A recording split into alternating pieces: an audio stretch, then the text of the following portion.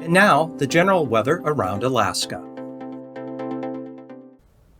Welcome to Alaska Weather. I'm meteorologist Peter Chan, coming to you from the National Weather Service in Alaska region on this Thursday, February 27th, 2025. And jumping right into things across Alaska, we do have another winter storm warning posted for later this evening through early Friday afternoon for the parts of the northern panhandle around Skagway and up through White Pass. Some additional heavy snow is expected as another frontal system pushes more moisture across the panhandle.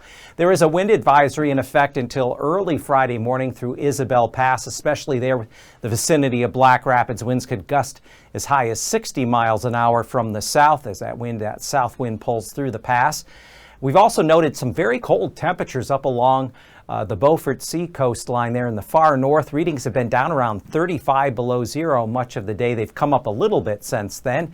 And then we are anticipating above normal temperatures and precipitation across much of the state for early March, and I'll highlight where those areas are. But Dead Horse clear and very cold, even as of mid-afternoon, 31 below zero.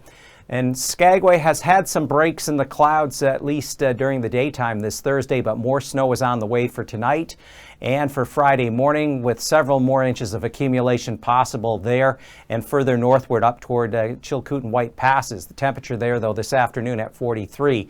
So this is what we have in the way of hazardous weather. We have that wind advisory for the area around Isabel Pass in the vicinity of Black Rapids, Donnelly Dome.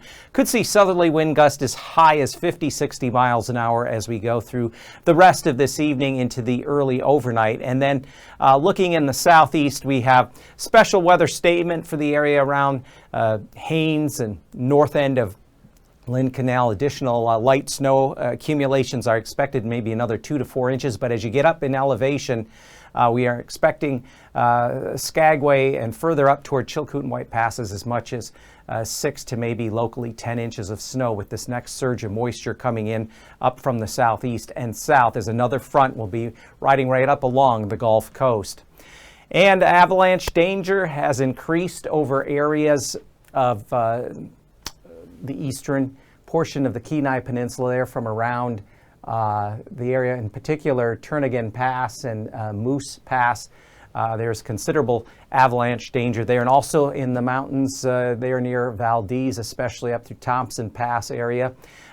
Again, we expect this as we start to head towards spring. We're also going to continue to see this milder push of air coming northward as we go into early March. But looking at what we have out there, there's going to be a little bit of a jump because of just an interruption in some of the satellite images. But you'll be able to see that this is a fairly decent low. It has a broad circulation with an occluded front that wraps around it like this, pushing up along, butting up against.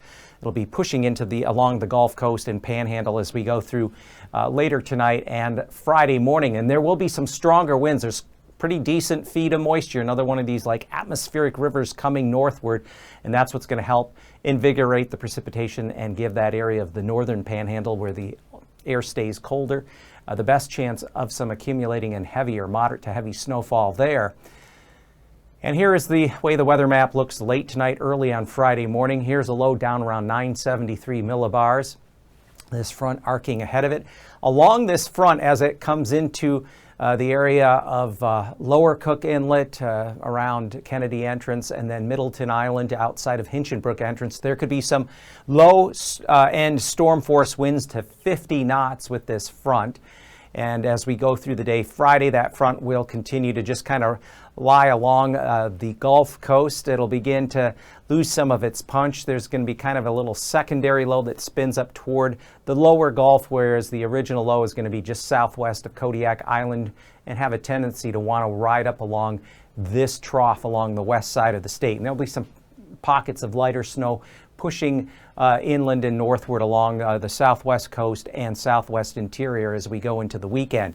So that other little secondary low comes up in the Gulf and weakens. It'll just keep some lighter precipitation going on along the Gulf Coast into areas of Panhandle for Saturday. We find some patchy light snow working its way northward along areas of the southwest interior up through the west. And then another low be trying to work its way just kind of across the North Pacific south of Kodiak Island and the Alaska Peninsula. We still have a trough that lingers with the remnants of that front along the Gulf Coast into Sunday. Could be some rain showers along the coast and some snow showers in through the mountains. Still a potential for some snow showers or areas of snow along the Alaska range. And then for the southwest and western interior, some patchy, generally light snow associated with this feature. But temperatures tonight, coldest will be up there along the North Slope and Arctic coast. Some of these readings will actually be colder than 25 below. There may be a tendency for them to try to rise back up a little bit. But we've already seen temperatures as of mid-afternoon around 30, 35 below zero. Here and through the south, temperatures will be in the Panhandle near 40, Sitka and Metlakatla. Further north, we expect temperatures, once the snow begins to dip back down around and slip just below freezing there at Skagway. Back to the west, cold temperatures even along the western Seward Peninsula and there at Savunga on St. Lawrence Island, 4 below. Temperatures Friday afternoon, though, we could see readings back up around 40, Anchorage Bowl, Talkeetna, areas of the western Kenai Peninsula, 45 at Homer, and readings in the 40s, Sitka and the southern half, essentially, of the Alaska Peninsula. Readings may moderate a bit along the North Slope, not quite as cold as the past couple of days. And then into Saturday morning, we're still going to see some temperatures along the far north there, potentially below 20 below zero. And as we look down in through areas along the Gulf Coast, generally readings staying above freezing in through most of the Panhandle, except for as you get up there along the Haines and Klondike highways. And for Saturday afternoon, temperatures will modify a bit further along the North Slope and Arctic coast, still below zero, but not as cold, as I said here, that we've seen here in the past day or two. And readings coming back up along the southern Panhandle, maybe flirting with 50 again, areas there on around Klawock or including Craig, and temperatures in through Cook Inlet should be back up in the upper 30s, a few spots able to squeak out a 40-degree reading, and we find mid-upper 30s extending down along the Alaska Peninsula into the eastern Aleutians. But as we look further ahead for the beginning, once we get past the first few days of March 5th through the 9th, it's still looking like we'll have a generally southerly moist flow of air coming up out of the North Pacific into the Gulf, along the Gulf Coast, and then pushing northward across the Alaska Range and all the way up into Arctic Village there, the east end of the Brooks Range. So expect temperatures to average above normal during this time frame over most of the state, with the exception of along the western Seward Peninsula, the Bering Strait down towards St. Lawrence Island.